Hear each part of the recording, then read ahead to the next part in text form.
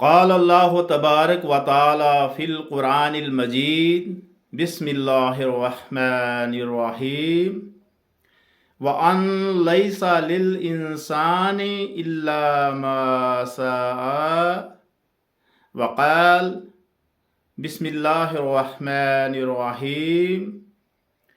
بل تؤثرون الحياة الدنيا والآخرة خير وأبقى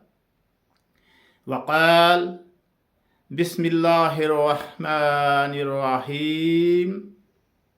والعصر إن الإنسان لفي خسر إلا الذين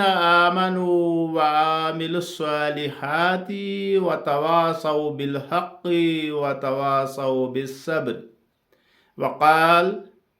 بسم الله الرحمن الرحيم قل هو الله أحد الله الصمد